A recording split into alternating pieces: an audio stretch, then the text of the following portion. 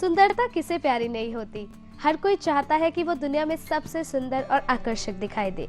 लेकिन दोस्तों, एक रोग ऐसा है कि जिसकी गिरफ्त में आ जाने पर व्यक्ति की सुंदरता पर ग्रहण सा लग जाता है। जी हाँ, आपने बिल्कुल सही पहचाना। हम बात कर रहे हैं ल्यूकोडर्मा यानी कि सफेद दाग की। चमड़ी पर हो जाने वाला एक ऐसा भयावह रोग है जो रोगी की शक्ल सूरत प्रभावित कर उसे शारीरिक की बजाय मानसिक कष्ट ज्यादा देता है। नमस्कार, मैं ऋचा भाटिया आप सभी का स्वागत करती हूँ आरोग्य में। चलिए प्रोग्राम की शुरुआत करते हैं और स्वागत करते हैं अपने वैद्य जी दीपक जी का। वैद्य जी, आपका बहुत बहुत स्वागत है हमारे स्टूडियो में।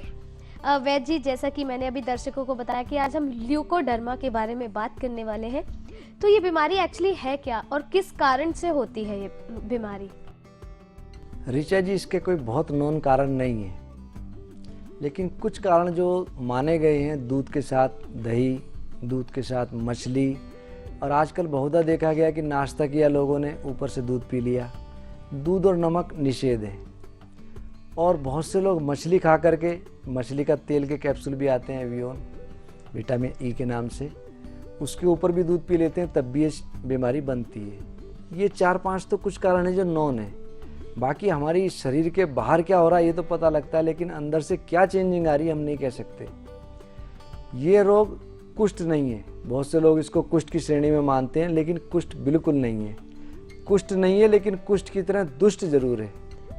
आता तो बहुत जल्दी है, लेकिन जाने में बहुत समय लगाता है। जी, तो जैसे कि सफ़ेद दाग से बॉडी पर हो जाते हैं और इंसान अलग से ही लगने लगता है और धीरे धीरे ना उसकी पूरी बॉडी में निशान होने लगते हैं, तो ये जो बीमारी है क्या ये जेनेरिक होती है? जेनेटिक चांस ज़्यादा रहते हैं। हमारे माँ बाप में कोई बीमारी है तो बच्चों में उस बीमारी के आने के चांस ज़्यादा होंगे, लेकिन ये ज़रूरी नहीं है कि उस कारण से ही बीमारी बने। जैसे मैंने अभी आपको बताया, खान पान एक कारण है। कुछ हमारा वातावरण इस प्रकार का बन गया, हम ना चाहते हुए भी पर्यावरण दुष्ट हमारा खराब हो ही रहा है। उस पर्यावरण के कारण भी कहीं ना कहीं हमारे शरीर में असर दिख रहा है, और इसके कोई बहुत ज़्यादा नॉन कारण नहीं कह सकते, लेकिन ये हमारे समाज में बहुत तेज़ी से बढ़ रहा है। तो ये जो ल्यूकोडर्मा बीमारी है, क्या ये फैलने वाली बीमारी है? ये छूत की बीमारी नहीं है। ना किसी को छूने से या कपड़े दूसरे के पहनने से बिल्कुल ये नहीं होती। ये छूत की बीमारी नहीं है। तो आजकल इसका जो ट्रीटमेंट है वो अगर एलोपैथी में देखा जाए तो कहीं ना कहीं सर्जरी के रूप में दिया जा रहा है, तो कितना सही है ये? सर्जरी इसका सॉल्यूशन नहीं है। हमारे शरीर में जो चेंजिंग आ रही है, जब तक हम उन चेंजिंग को दूर नहीं करेंगे, हमने सपोज एक जगह सर्जरी करवा ली, दूसरी जगह हो गया, दूसरी जगह भी सर्जरी करवा ली, तीसरी जगह हो गया, तो हम शरीर में कहाँ तक सर्जरी करवाएंगे? हमें कोशिश ये करनी चाहिए कि सर्जरी की बजाय इस रोग को समूल नष्ट करने की कोशिश करनी चाहिए। और देखा जाए तो कई बार शरीर पे ऐसे छोटे छोटे दाग धब्बे सफ़ेद से हो जाते हैं, लेकिन हमें कैसे पता चले कि वो ल्यूकोडर्मा ही है या फिर ऐसे कोई छोटा मोटा दाग? छोटे मोटे दाग बहुत तेज़ी से नहीं फैलते। ये बीमारी जब होनी शुरू होती है, सफ़ेद दाग बनता है, धीरे धीरे धीरे ये बढ़ता चला जाता है, और जिस शरीर के पार्ट में होगा वो शरीर सुन्न नहीं होगा, उसको पता भी नहीं लगेगा ये दिक्कत हो रही है, लेकिन फैलना शुरू हो जाएगा। तो हमें कहीं ना कहीं देख करके इसको हम बता सकते हैं कि शिवित्र ही है। इसको ल्यूकोडर्मा को हिंदी में शिवित्र कहते हैं। तो कितने परसेंटेज तक जब ये बीमारी बढ़ जाती है तो इसका इलाज नामुमकिन है? ऐसे बहुत से मरीज देखे गए जिनके पूरे शरीर में सफ़ेद दाग हो गया, बढ़ते बढ़ते बढ़ते बढ़ते वो पूरा शरीर सफ़ेद हो गया, और पूरा जब शरीर सफ़ेद हो जाता तब चांसेस थोड़े कम होते हैं। अगर हम इसका शुरुआत में इलाज करें तो ऐसा नहीं है कि वो ठीक ना हो, निश्चित रूप से ठीक होगा। तो आयुर्वेद में इसके लिए क्या क्या ट्रीटमेंट्स हैं इस ल्यूकोडर्मा के लिए? आयुर्वेद में सबसे पहले तो मैंने हर एक बीमारी की जड़ है कब्ज़ ना रहे, इसका ध्यान रखना चाहिए। दूसरा, हमारी बॉडी के अंदर टॉक्सिन्स हैं, उनको पास आउट करना चाहिए। तीसरा, एक आती है बावची, जिसको बाकुची भी कहते हैं, उसको शोधन कर, अशुद्ध रूप में बहुत नुकसान देगी। उसके लिए तरीका ये है, हम 3 दिन रोज़ गौमूत्र में उसको भिगोएं, रोज़ गौमूत्र चेंज करें, उसके बाद उसको धोकर सुखा करके कूट करके आधी से 1 ग्राम की मात्रा इसकी स्टार्ट करनी चाहिए।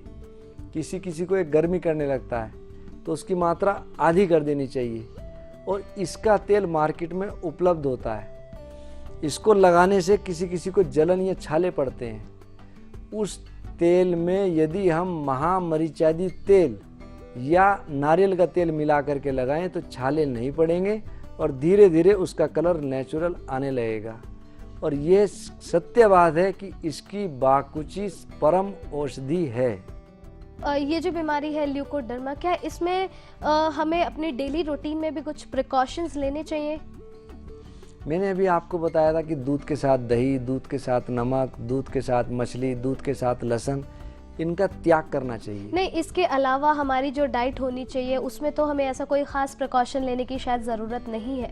नहीं, सब्जियां वगैरह हैं धो करके इस्तेमाल करें, ताज़े फल खाएं, बासी सामान ना खाएं, तो इसके चांस बहुत कम हो जाते हैं। तो अभी आपने बताया कि इसका रामबाण इलाज है बाउची, इसके अलावा और क्या क्या इसके इलाज हो सकते हैं? बाकुची की तासीर थोड़ी गर्म है, हर किसी को सूट नहीं करती, किसी किसी को गर्मी उत्पन्न करती है। तो इसके साथ यदि हम गंधक रसायन है, आरोग्यवर्धनी है, रसमाणिक है और एक बहुत अच्छी औषधि रक्त विकारनाशक हमारे यहाँ की निर्मित बहुत अच्छी औषधि है, ये इस बीमारी को फैलने से रोकती है और धीरे धीरे जड़ से ख़त्म करती है। और साथ में यदि हम गिलोय, मैंने आपको बताया कि गिलोय तो अमृत है, इसका स्टार्च, इसका सत साथ में ले तो बहुत अच्छा लाभ मिलता है। तो ये हमारे शरीर पे सिर्फ सफ़ेद दाग की बजाय और कोई इसका कोई साइड इफ़ेक्ट या और किसी तरीके से ये हमारे शरीर को इफ़ेक्ट करती हो बीमारी? नहीं, इस बीमारी का साइड इफ़ेक्ट कुछ नहीं है, सिर्फ इतना कि हमारा शरीर कुरूप होने लगेगा, हम मानसिक रूप से परेशान रहेंगे कि कोई हमें देखेगा तो क्या कहेगा। समाज में आज भी ये भ्रांति है कि ये छूत की बीमारी है या कुष्ठ रोग है, जबकि ये ऐसा नहीं है। सफ़ेद दाग की जो बीमारी है ये एक ही तरह की है या इसमें भी कोई वैरायटीज़ होती है? बीमारी तो ये एक मुख्यतः यही है और इसमें कोई विशेष वैरायटी नहीं है। जी, तो इसमें खान पान कैसा रहना चाहिए हमारा? खान पान में सबसे अच्छा चीज़ है इसमें चना, एक चना बाकी सब मना। यदि हम गेहूं में चना मिलवा करके रोटी बना कर लेंगे तो लाभ होगा, और यदि सिर्फ चने की रोटी खाएंगे तो अत्यधिक लाभ होगा। बाकुची के बाद चना इसकी महाऔषधि है, चने का जितना प्रयोग करेंगे उतनी जल्दी लाभ होगा।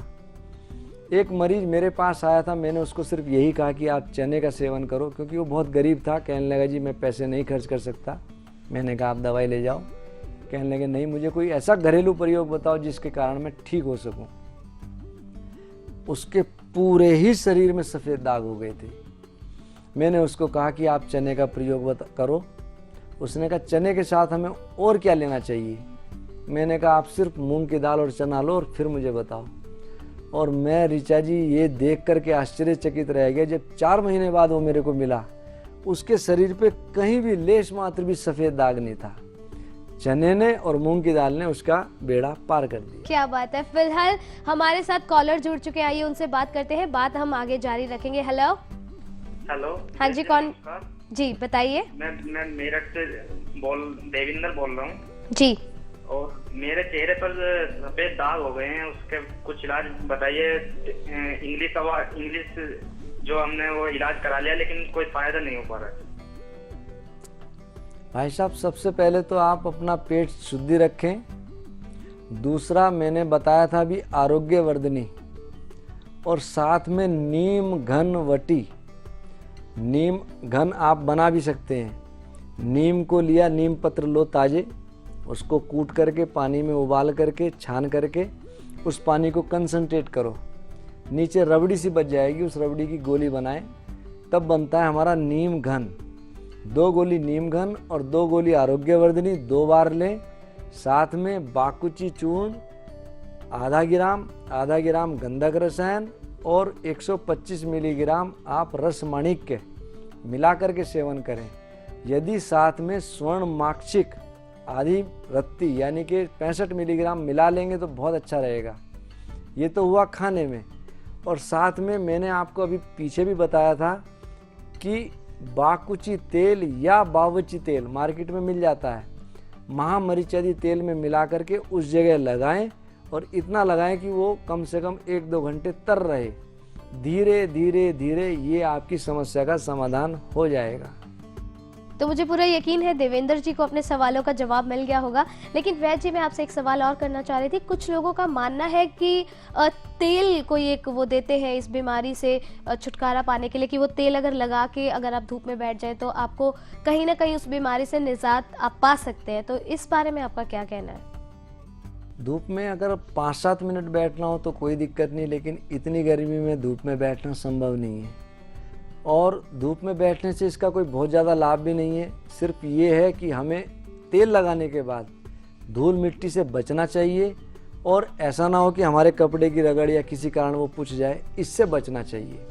बाकी धूप में लंबे समय बैठने से इसका कोई औचित्य नहीं है। जी, तो आज हम बात करें ल्यूकोडर्मा के बारे में, जैसे कि जो हमारी बॉडी पर सफ़ेद दाग हो जाते हैं। आगे जाने कुछ और इसके बारे में। लेकिन अगर आप भी ऐसी किसी बीमारी से परेशान हैं और वैद्य जी से बात करना चाहते हैं तो स्क्रीन पे दिए गए नंबर्स पर आप हमें कॉल कर सकते हैं। और अगर आप वैद्य जी से पर्सनली मिलना चाहते हैं तो ये पता है।